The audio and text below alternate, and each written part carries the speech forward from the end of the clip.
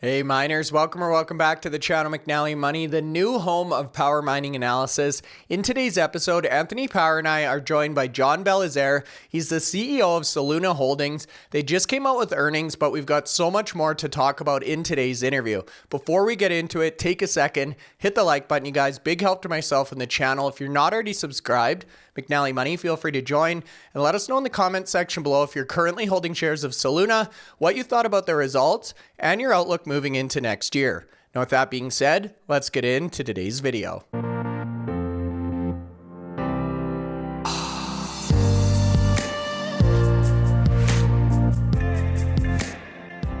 Okay, guys, so that's right. Today's video, we have John Belizaire back. He's the CEO of Soluna Holdings. They just came off earnings, but as we were saying before the call started here, there's so much going on at Soluna that we want to talk about in terms of the remainder of 2024, but really looking out into next year in terms of all the opportunities. So, John, thanks so much for taking the time today. Great to see you again. Thanks for having me back, Bryce. It's always a pleasure to be here with you and Anthony. You guys do a great job, and I'm looking forward to the conversation. Sounds good. Well, we'll get right into it. I know it's been a month or two since your last visit, John, so I wanted to start off there. We've seen a number of press releases come out. We've obviously followed these on the channel, but if you could just give us a quick refresh, or maybe for viewers who aren't super familiar with the company as to some recent events and developments. Yeah, I think I was looking at my calendar before I got on about when the last time we spoke. I think it was in the summer. Oof, that was a busy summer. Let's see. So since we spoke last, we had broken ground on Dorothy 2. So we had announced, I think, before we had spoken, that Dorothy was in the financing. So we closed the financing on that. We completed the EPC process and then had a formal groundbreaking. In fact, I took members of my family to the actual event and everything, and we did this nice video that's going to be coming out soon that covers it. So I'll tag you guys when we put it out. You definitely should take a look. We deployed and started POCs on our AI cluster, the one that we contracted with HPE. We had over a dozen or so to date, and we expect revenue for that to land in Q4, by the way. Putting up numbers where there's no revenue for Q3, I wasn't happy about it, but it's coming. So stay tuned on that, and we'll put some announcements out in the coming weeks. We raised a $25 million growth capital line, the SEPA, with Yorkville. And we have just received shareholder approval as of Friday. And so that's fully approved by our shareholders now. And we're just waiting for SEC approval. They sent us comments. We've responded to those comments. And you can't speed them up. There's a certain velocity that the SEC follows, and we will be looking forward to their approval of that. And that will allow us to begin to bolster our balance sheet and get capital to deploy to our projects. We announced Project Rosa, another 187 megawatt project that's under development now, and it's very likely we'll have the PPA signed early Q1. We're in the negotiation process for that now. And we also have secured the land, and we're negotiating the land lease for that as well. So that's going to then go into the ERCOT process and pop out here soon as a shovel-ready project. So that's, I mean, between Rosa and Kadi, that's over 400 megawatts that we've matured out of our pipeline. And during I'm sure we'll talk about the pipeline, but that has grown significantly. It's matured up to 2.6 gigawatts now.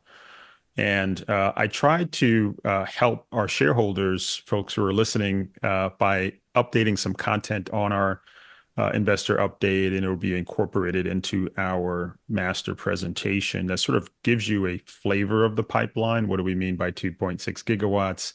What are the stages that pipeline projects go through, and how much gigawatts do we have in each stage, and how long does that take? That's all in the deck there. Certainly suggest people take a look at that. Our revenue expansion certainly continued in Q3. We had record revenue, and I'll take you through some of those numbers. We added some new advisors to the company. Some we've announced, some we haven't, but the key element of those new advisors and consulting firms is that they have deep HPC data center development expertise. There's a lot of focus right now at the company around AI and around HPC data center development. I'll talk a little bit about my perspective on sort of what we've learned in the market over the last quarter and a half here. We've made a material progress on the convertible note. As you all know, that's been part of my, beating of the drum of sort of restructuring and simplifying our capital structure as a company. And one of those has been around the convertible notes. In our Q, it says we're sort of around 3 million, but actually we've dropped that below 2 million at this point. And so that's down from 8 million from a $15 million, debt facility that we signed several years ago. And of course, I've talked about the pipeline, 2.6 gigawatts, and about 1.1 of that is sort of in term sheet negotiation. So we're past our analysis of the project, and we're offering up, specific proposals to the partners to partner with us on the project. So just a lot. Do I look tired? So we've been very busy as a team. Exciting year for us. It's been an exciting year for us. We initially posted up a year that we thought would be, fairly straightforward, if you will, sort of continuation of our business, growing sort of organically. But we've had a number of catalyzers take place this year that has just changed the trajectory of the business. So we're pretty excited about it. I was going to say a busy summer is an understatement there, John. We just got snow up here in Canada. We're a month out of Christmas, and you guys have this laundry list. I remember some of our earlier podcasts, and each one of these throughout the year, you continue to just pile on more and more projects, which is obviously phenomenal for Soluna shareholders. And you talk about more advisors coming into the business, more catalysts for the organization, simplifying the balance sheet, which we want to get into all of that in today's video. Now, we did have one question. It came up in a few of the podcasts already, the CEO interviews, and you actually made reference to it. You said we're bolstering our team, we're bringing on new advisors, deepening our expertise in the HPC AI field. So we wanted to talk to you about human capital and what that really represents. We've heard from a number of CEOs that the bottleneck right now is actually finding the people who have the experience building these large-scale data centers. So can you just shed some light on the team at Soluna and what you have in terms of capability there? Yeah, I mean, I'm happy to talk about our team. In fact, I'm glad you guys asked this question. We don't often get the opportunity to sort of talk about what makes us unique. And I'm a big believer in the fact that, companies are not these financials and, slides that we put up. They're actually living and breathing people that's making all that happen. And, one of the reasons we built a strong brand with power plant, these large renewable energy power plant owners, is because of our diverse team. We have a mix of energy, technology, finance, and software professionals on our team. We were supposed to have John on today. I'll start with him. He's our CFO, our new CFO, John Tunison. Hopefully he'll be on upcoming shows. He is probably one of the most versatile leaders I've ever worked with. He has worked in the energy industry. He started his career at Shell, has had a 20-year journey building just a variety of different companies from manufacturing, software, and the energy space.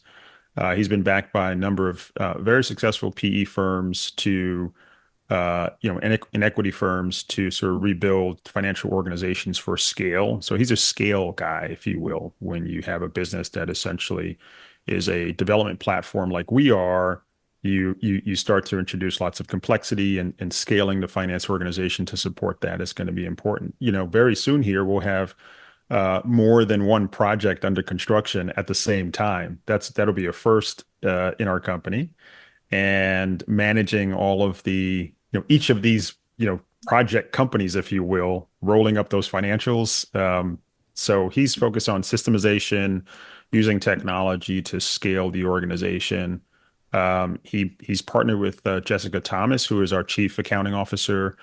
She has deep accounting, finance, and operational expertise, and she and her team make sure those 10Qs get out on time with as much information in them as possible and detail to support the team. Mary O'Reilly is our head of people.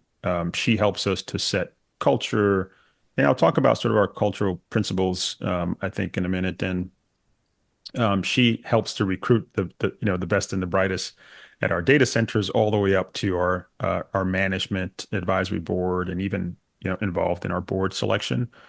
She comes from the entertainment industry and some of the most advanced machine learning businesses. Actually, a lot of the ads you see are from companies that she's helped to build that have built this entire sort of ad platforms that can figure out what you say. You ever notice how Instagram always knows what you need? Like Yeah. the camera that you're viewing me from here, I bought it on Instagram.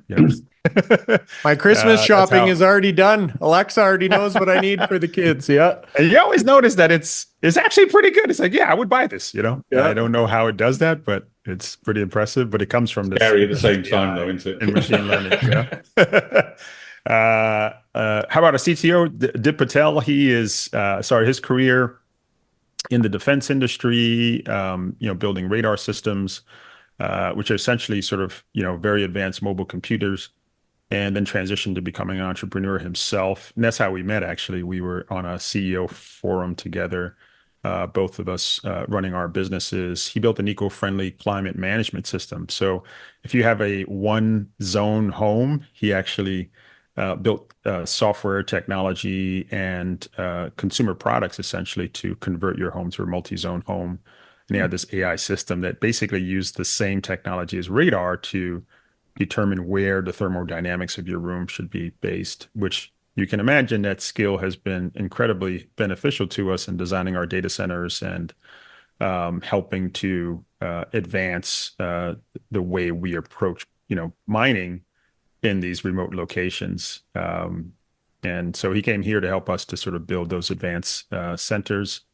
Who else? Larbi Ludi, our head of energy, has 20 years of experience developing renewable energy projects, all sorts of different types of renewable energy, everything from biomass to wind.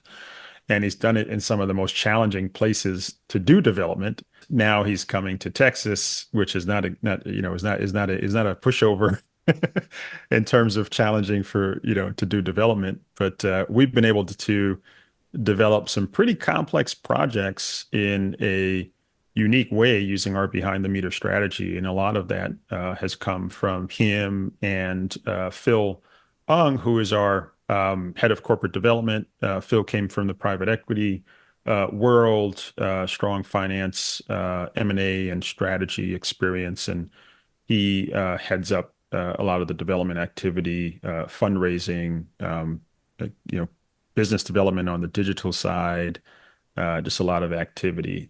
And so if you look at our team, essentially, we have a unique mixture of entrepreneurial spirit and incredible tenacity. We're sort of a team that never gives up. And we have this thing we do actually where we hire people, we do some sort of psychographic analysis of them, see how they're wired. And one thing we find is that everyone is just like, incredibly driven in terms of their DNA. And so we've developed a really good approach. I want to share a little bit about our principles, for example. So we're a distributed company, so there isn't like a wall somewhere people can read the principles, but we do refresh them every time we get together, virtually or physically. The first is we're team oriented. We bring out the best in each other through encouragement, trust, and collaboration. And we do that both inside the company and outside the company. So we always take a collaborative approach first. Sometimes, unfortunately, in some relationships that's not enough, but we start there. We're data driven. We apply, a lot of analytical rigor to decisions that we make, and quantifying those using success metrics, and then we track them. And that has helped us to deliver really high quality white glove service to our customers at our data centers, and that will bode well for transitioning to the new data center space that we're going into. We're a pioneering bunch. We thought we really think sort of outside the box, if you will, in our space. We're sort of thought leaders, if you will, around how to think about where to get renewable energy. It's not all front of the meter. Sometimes it's better, behind the meter. It's not like we're out of energy. There's lots of energy around. You don't have to fire up nuclear plants if you don't need to. Things like that. And so we make bold moves that advance our business and the industry, and we're transparent. We operate with a uncompromising internal and external level of transparency. We try our best to communicate within our legal bounds as much as possible as to what's going on, and help our shareholders to understand where we're going, our opportunities and our challenges. So that's our existing team. I alluded to some expertise that we're bringing on to bolster our team with experience around the HPC side. Dan Golding is the one person we've announced that back earlier this year. He came from Google, and he's basically been Google's primary data center architect and designer. He's now left Google and is with a group called Appleby Consulting, which is probably one of the most well-known data center consulting companies to the large PE firms. So every time you see one of these announcements about $50 billion, $100 billion, $1 trillion, going into the data center space, those guys don't know anything about data centers either. They call, Dan and his team, the Appleby Group. And there's another firm that we're working with that is equally experienced. They have built a myriad of data centers, and most of the founders have been founders of very large, successful data center firms. And so they've helped us put together a 13-point development process for our sites. So we've been developing our sites for Bitcoin, and we have our own multi-point process that we follow for everything from land connectivity to the ERCOT process.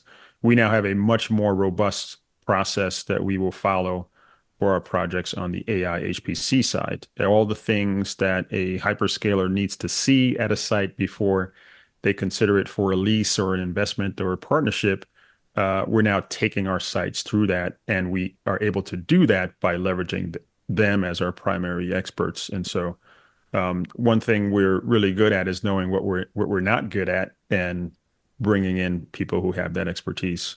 So that's a team. Happy to elaborate if you wish, but thanks, John. I did recognize one company there. You mentioned your CFO, John, worked for Shell, which is a UK oil company, one of the biggest on our stock market. So that's absolutely well known in my part of the world. Yeah. But yeah, good to hear. And as I say, people don't underestimate the human capital that's required to deliver, projects in these companies. That's right. We're seeing it as a common theme, so we thought it'd give an opportunity to share that. Yeah, that's great. Moving swiftly into sort of earnings, and this quarter was always going to be effectively not just for Soluna, but for literally every miner, is going to be a challenge because you're competing a full quarter after the halving. You're competing with the difficulty, so the increased hash rate. You're competing with the actual Bitcoin price, and also the macroeconomics around the world in terms of energy costs as well. So there's lots of variables to compete with. But in terms of the quarter, can you just sort of give us some of the highlight numbers, or talk through some of the highlights from the earnings itself? And I've probably got a few questions. You've already articulated about the high performance computing. There was a cost, I think, close to about 3 million in terms of cost there, but the revenues will start appearing in the next quarterly update. So you've already mentioned that, so I'm not going to effectively repeat going through that problem again. But if you give us some of the highlights of the earnings itself. Yeah, so Q3 was a continuation of our momentum of the new Soluna, if you will, right? We re-architected the company. I was saying early in our conversations, rebuilding the boat. So now we're sort of sailing the boat, the new boat, and its performance really are the numbers that we're putting up here. So we've had a strong third quarter revenue growth in Q3. So we increased the revenue by 30% to 7.5 million in the most recent quarter. And that's 2024 compared to 5.8 million in the third quarter of 2023. We've had probably our best revenue to date. So 2024 year-to-date revenue, if you look at it cumulatively, is 29.7 million. That's the highest revenue we've had in the history of the company.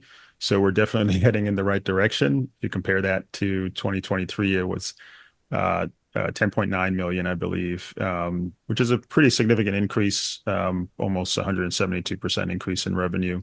So our ability to grow and monetize these projects is certainly becoming clear. Adjusted EBITDA was also another testament to our resilience post-halving. We had adjusted EBITDA of 3.5 million compared to negative 4.5 million in 2023. So pretty big increase of 8 million, driven by just our continued focus on growth despite the halving and really early phase pre-revenue on the Soluna Cloud piece, driving that down to some extent. But that's a growth business. New company doesn't bother me. It's the types of things we really had to build everything from scratch there, right? So we were really optimized for being a Bitcoin hosting company. And then now we're getting into this whole new world of GPUs, GPU marketing, positioning and all that kind of stuff. So, and building out a whole new go-to-market team there as well.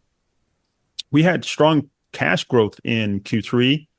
Unrestricted cash increased by 38% from 2023, reaching almost $8.8 million. And I think that's the main highlights. Cost of revenue was 6 million. Gross profit was 12.5 compared to 23.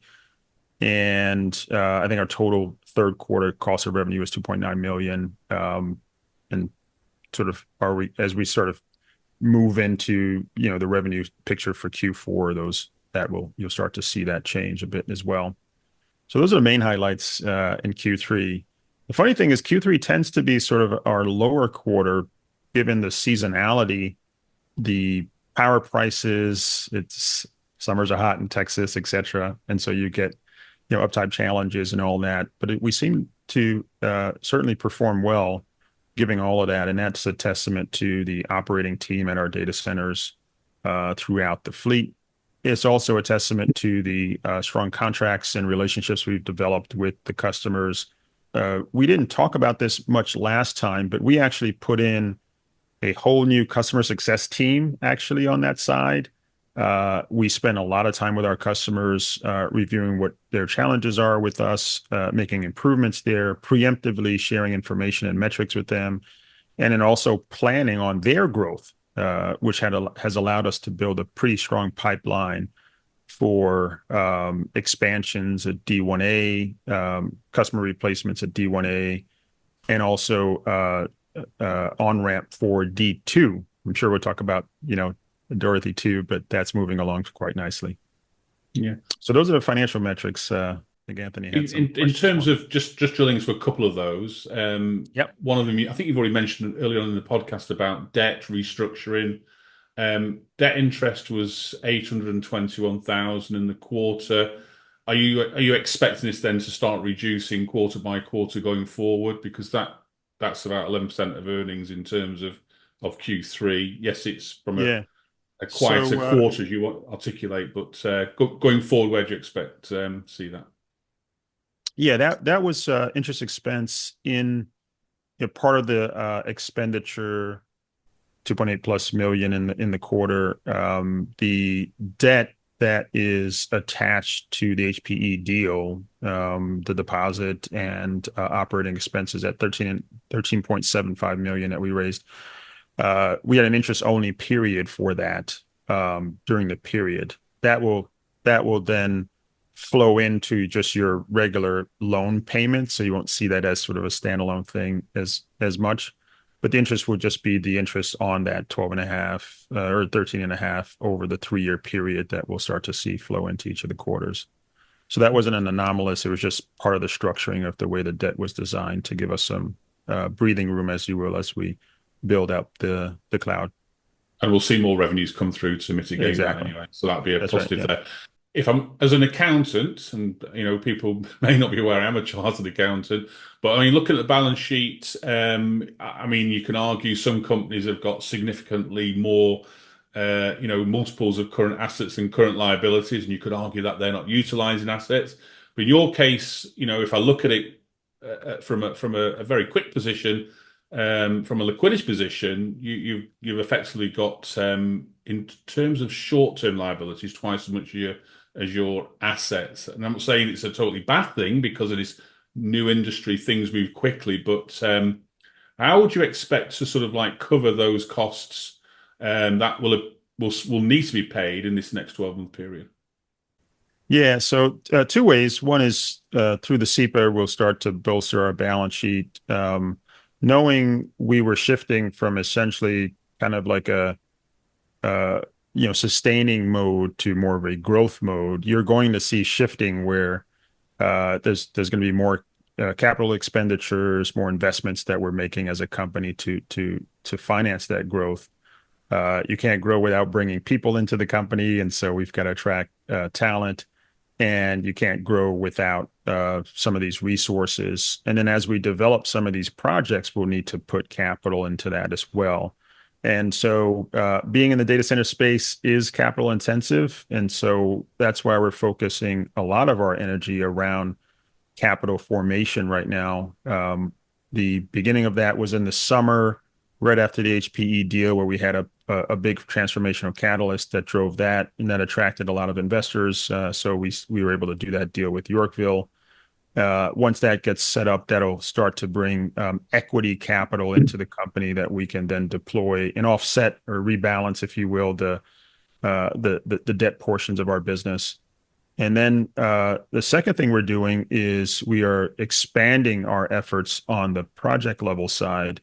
So Soluna Cloud, which is the main crucible for new capital on the AI side, we're going to be looking for pretty sizable partners to help us with the development of that, and more capital will come in there to finance these new initiatives. And on the digital side, on the Bitcoin side, we've got Kadi now that we're going to be working on capital formation around. That's a $50 million check. So there's lots of places for that capital to come in. And guess what? Once that capital comes in, that increases the asset base and rebalances that ratio you've just been through. Yeah. So we're just ahead of that right now. And the goal is to continue to expand those efforts, which should rebalance that. We have a lot of assets, and as they mature, they become very valuable. And what we need to do is invest in the capital expenditures to then monetize those assets. And that's what we're focusing on right now. Makes sense, John.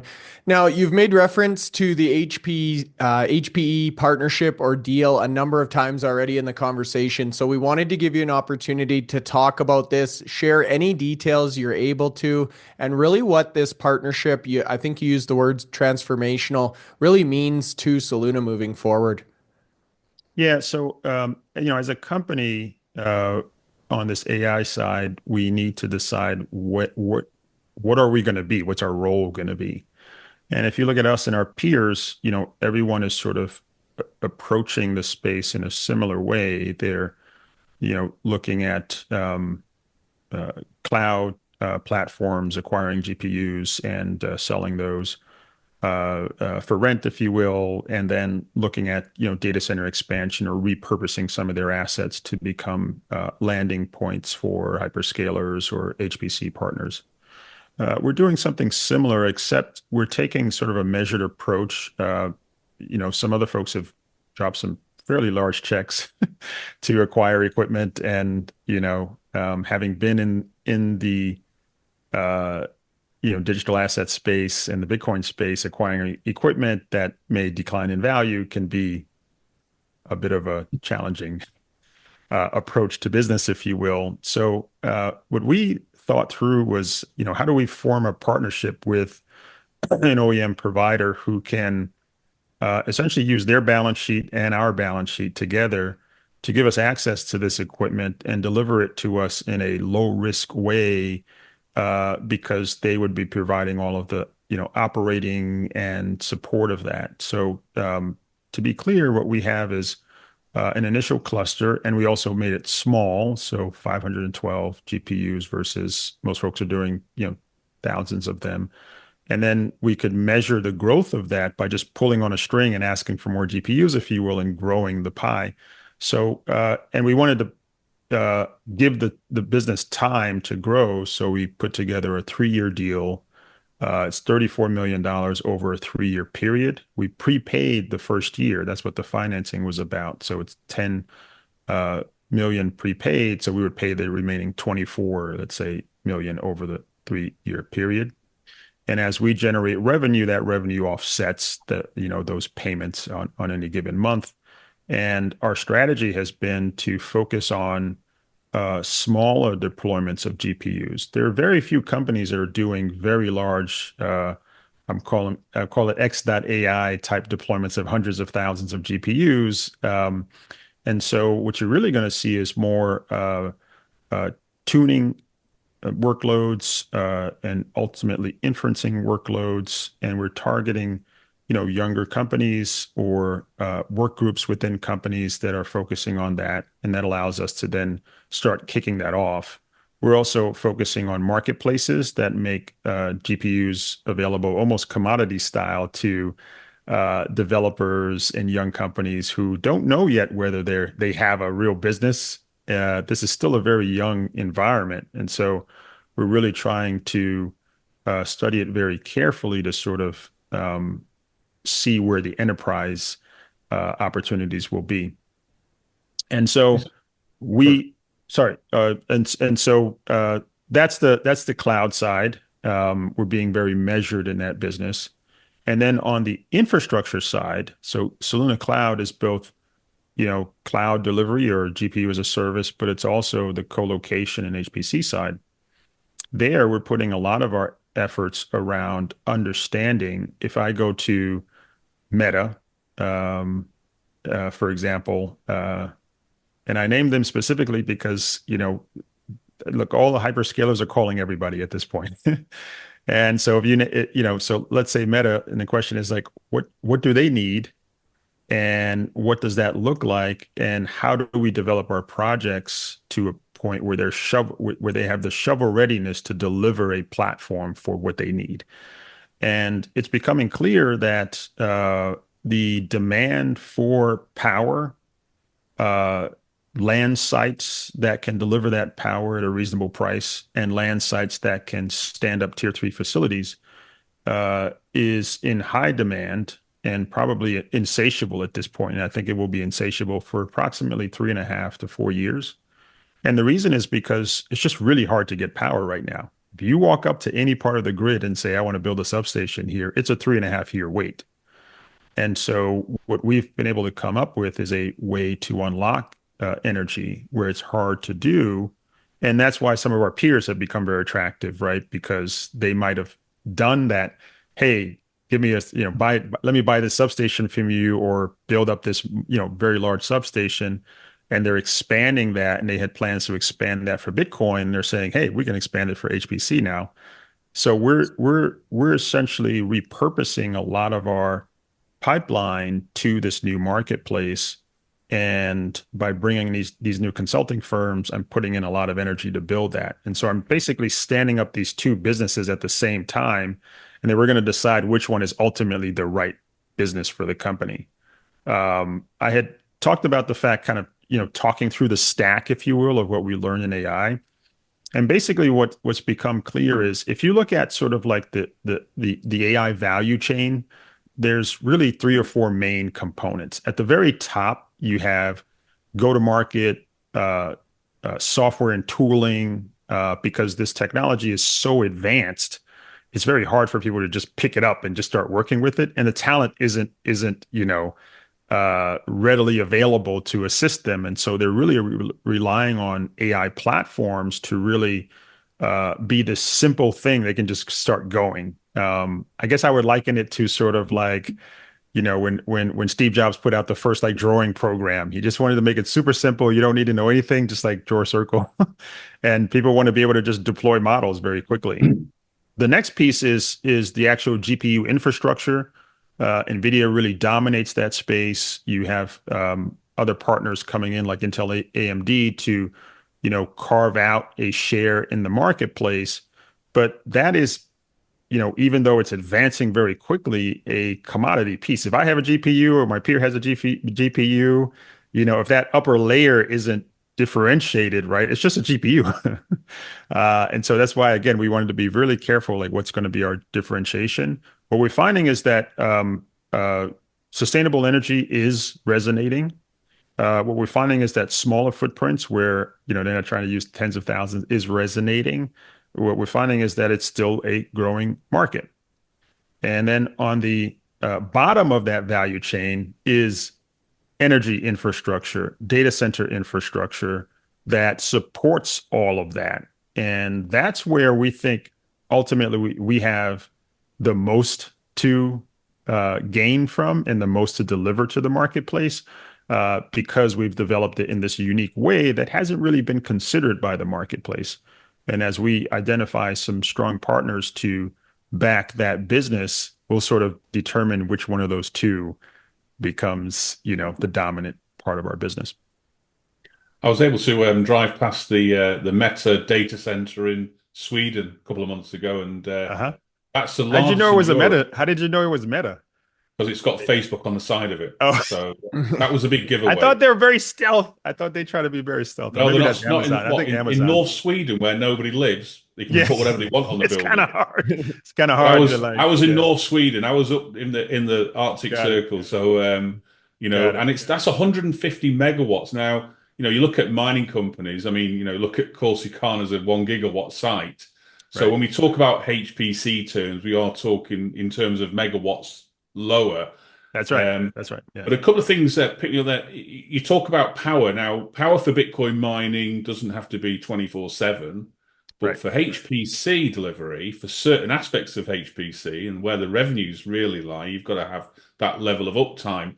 Of your sort of like pipeline of power, does that fit quite well into what you've got available there? Because sometimes, I know we've talked about before, we talked about the mining side. Your business was like looking for the stranded elements. So when it wasn't being utilized, you could go in there and utilize that power. And when the domestic requirements or industry requirements are not as big, maybe in the evenings or whatever like that. But are you seeing the availability of power 24/7, or as the HPC guys want to see it, the 5 nines? Yeah, and they ask us that too when we've spoken to them. So the solution that we have come up with is brilliant, to be honest with you, because look, we are able to get access to the stranded energy, but remember, we connect into a existing substation. Asterisks. Not you have to build it. You have to wait 3.5 years to build a substation. Our substation already exists. We're upgrading that substation to tie into it.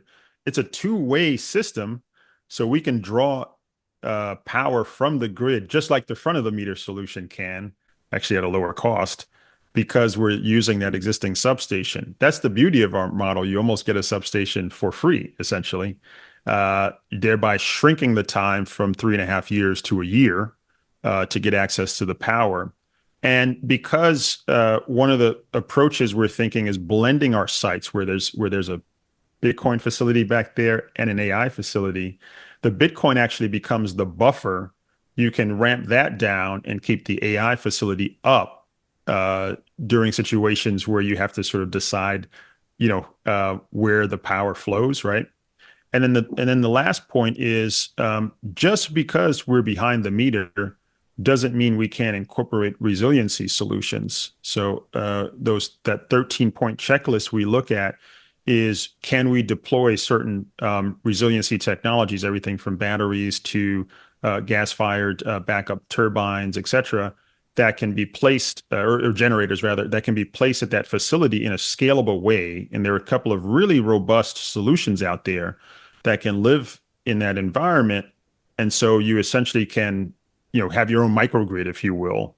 And that allows us to deliver the uptime that our partners will expect in that area. It turns out that those are the easier solutions. The real engineering challenge is designing a data center that delivers a 0.99% power factor.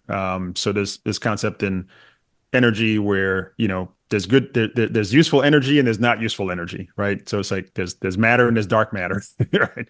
And behind the meter, you have to manage that because the grid sees the power plant that we're behind and our data center as one unit, and it expects us to deliver smooth energy back to the grid, no anomalous power. And so we have to develop the HVAC and some other elements of the data center design to address those challenges. So use some newer technology, sort of off the shelf, but powerful enough to address that issue. And suddenly, you've got this incredibly scalable approach. One of the key things I keep telling the team is, once we get one behind the meter project done as a company, that's like the primary. It's like it's like the prime catalyzer. Proof of concept. You can deliver it. Exactly. It will change the trajectory of I tell them we're done. Once we do one of these things, we're done. Like it changes the trajectory of the business, because it's like, so basically you can actually do this. This works. The same thing happened with Bitcoin, right? Like now we've done one of them and it's clear we can do that. And when power plant companies call us now, they don't question like, how is that going to work? Because we can show them one that's actually working, right? And so the same thing here, once we can prove we can do HPC behind the meter, and that's why we're getting all this expertise to help us solve these interesting problems. Then every single project in our pipeline is applicable to this, and the value of those assets increase, tenfold. So that's what we're focusing on. Hey, one other quick follow-up there, John. We actually have Hive coming on this afternoon, and they've talked about creating this carbon neutral way of transacting with Bitcoin, and their feeling is there may be a premium associated with this in the future, almost as we've seen with oil and gas and ESG coming to fruition there. So you talk about this demand for sustainable power. Is there any sort of premium you build into the pricing, or is that part of your design at this point? Or do you think that would be, as the market matures, maybe a future down the road type of thing where you could actually differentiate based on having that sustainability component? Yeah, we would certainly hope to do that. The green premium is real. People will pay it if there's, acute demand.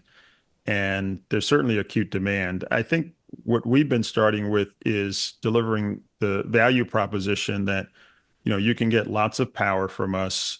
You can build a facility in this location. And actually, you can build more than one facility and actually look at them almost as a distributed mesh, if you will, and build very large sites across our network. And we're going to deliver you sort of best in class power. The question is, what's best in class? It turns out that you don't have to do much. You don't have to jump over a very high bar to be best in class, and that can still include some very healthy premium in there and still be low relative to what they're used to paying. Makes sense. Moving on to some of the projects that you briefly mentioned earlier in the conversation. So it's more about timelines now. So yes, you've broken ground with Dorothy 2. Project Cattie's getting towards approval, and Project Rosa's obviously a little bit further to go to get to where it needs to. But in terms of Dorothy 2, what length of time to get that facility ready to start generating revenues for the company? And in terms of, you've had the funding approved, and just going through my head as we were talking, Is it a case of, do you get a big team doing it quicker, or do you get a small team doing it longer? I mean, the funding's there. It's how do you what are the sort of constraints for delivering the project in terms of time frame? We build our project. We build all our projects the same way. Remember, our facilities are built in a modular fashion, and so we then do the construction in a modular fashion and complete one segment, if you will, and get that to generating revenue. Then we move to the next segment and, get that generating revenue. So Dorothy's broken up into 3 segments that we will complete over the course of next year. The first one, 16 megawatts, will go up live. We're expecting early Q2 at this point. And progress on the project has actually been great. I don't know if we had pictures, the latest pictures, and I didn't have them ready to show you guys here today. But if you fly over Dorothy now, you'll see concrete pads for the first segment already laid. You'll also see building frames. So we're starting to actually build the actual framing of the buildings, and those are coming up as well. And we also started for the first time in parallel rather than sequential, the substation civil work. So we have all of the ground level work done. And we've actually figured out a new approach to the process where we don't have to take the substation down and the wind farm down. So that saves us a lot of money, saves them a lot of lost revenue. And then the next phases will be to integrate and put the new breaker in there. We ordered the new breaker well in advance. That thing has like a 34-week lead time. So it's unbelievable. And so imagine it was the whole substation that you had to go get, right? That's like multiple years. So we have that breaker on the ground now. So when, it's just a question of timing when we integrate it to the substation. And so we expect the first phase of Dorothy to, like I said, complete in the Q2 timeframe, and we'll have Dorothy fully complete by the fall of next year. Yeah. So, John, moving forward, I mean, obviously the Bitcoin price is over 90,000 today. Last time I looked, it might be above that, might be below that. It's been very volatile last few days. But in terms of your 2 services now, you've got obviously Bitcoin mining, which includes hosting, and you've got your HPC. Is it a case that you're still fully focused on delivering both of those? Is there going to be growth in your self-mining, or do you see the HPC side an attractive proposition? And bear in mind, a number of other miners who we've spoke to recently are sort of like focusing more on the HPC than they are on the Bitcoin mine. So you wouldn't be the only one out there. But what's your view at the moment in terms of where the Bitcoin price is, what the level of expectations in HPC? Are the rumors as good as they're led to believe? So I would expect, I would tell our shareholders to expect the following. We will continue to grow our Bitcoin hosting business. We don't expect to grow our Bitcoin proprietary mining business. And we've said that continuously before. So you can expect, let's say, half of Kadi at least to be Bitcoin hosting. So there'll be another 83 megawatts added on top of the Dorothy 2 expansion. And then we're going to be focusing on developing AI at all of our AI sites. So that's Grace at 2 megawatts at Dorothy. That's 83 megawatts at Kadi that we expect. So Kadi's broken up into 2 phases, and we want to come back and approach phase 2 as an AI facility. Our partner we had originally structured the entire site as Bitcoin, and so now we're going to cut it in half. In fact, we even have designed it so the land sites are sort of separate, to some extent. That allows us to get access to that. And then Rosa, you could see that be entirely HPC, or we could do half and half BTC, depending on how our partner looks at it.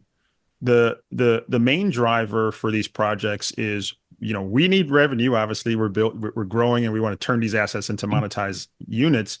the power plant also needs revenue and they need it as quickly as possible. And it turns out that the Bitcoin sites, you can build them faster, get to revenue faster, and build that incremental capability for the wind farm to reduce the curtailment effects. And then HPC facilities take longer. They take 12 to 13. I've heard as much as 18 months to some extent. And we're finding ways to build them faster as well. And as we build one, like I said, our model is we build one, we study that, what's our learnings, and then how do we scale that?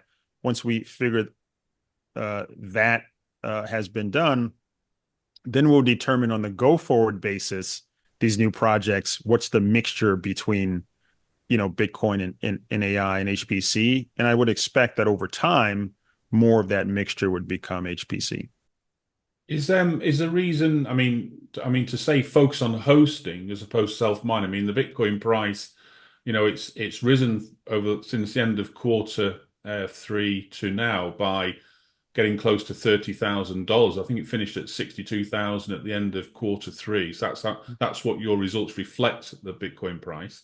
Yep. It's at 90 today. I mean, Michael Saylor's not stopped buying any. He's bought another 50,000 Bitcoin over the weekend, apparently at $88,000. Yeah. Bitcoin price gets to 150,000. Appreciate it, Michael. Keep going. Sorry? We'll take it. I said, appreciate it, Michael. Keep going. Keep buying. Yeah, no, absolutely. But with Bitcoin price gets to say 150,000, is there not sort of like a thought processing? Well, actually, would Bitcoin mining be more profitable, self-mining be more profitable than hosting? Or is it a case of we have to look at the capital cost of getting that the self-mining in at the moment, and when we're in a position where we've got more access to capital, then it's something we may consider in the future?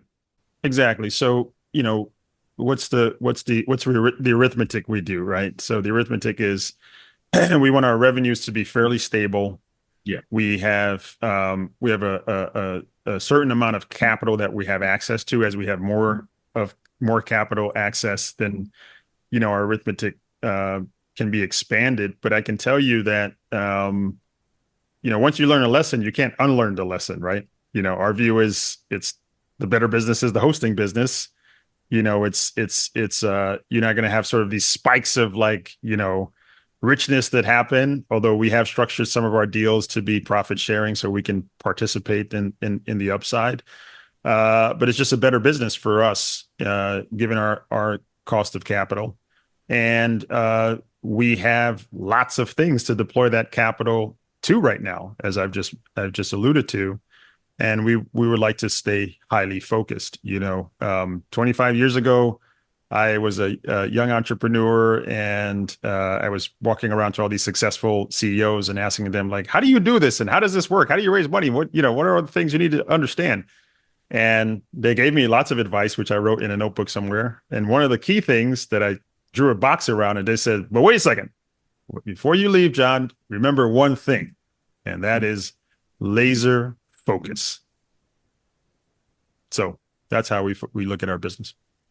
25 years ago, blimey.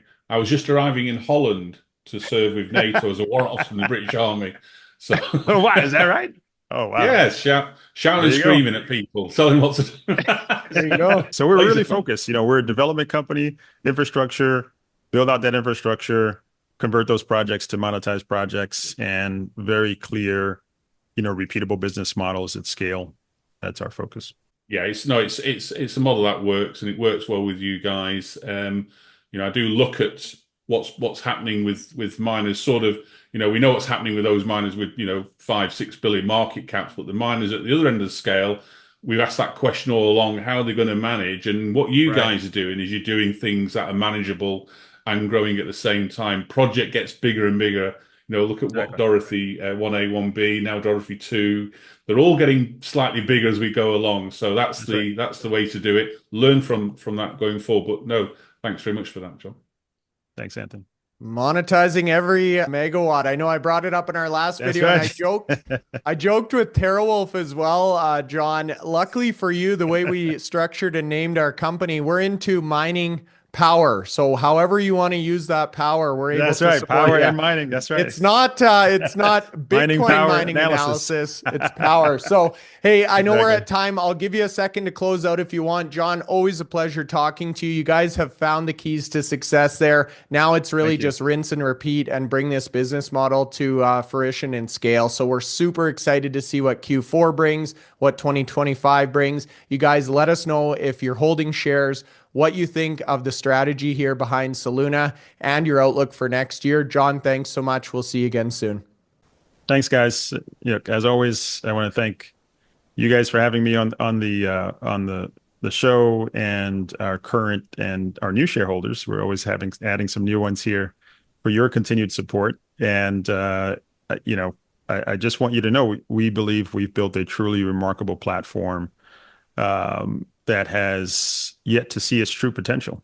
The AI and HPC market has really catalyzed our vision for making renewable energy a global superpower. And the work we've done this year on execution, pipeline growth, new partnerships, new financing partners is really setting the foundation for 2025. So stay tuned. We sure will. You guys, if you're not familiar with Soluna, go in and take a look. Definitely one to have on the watch list. John, thanks so much. We'll see you back here soon.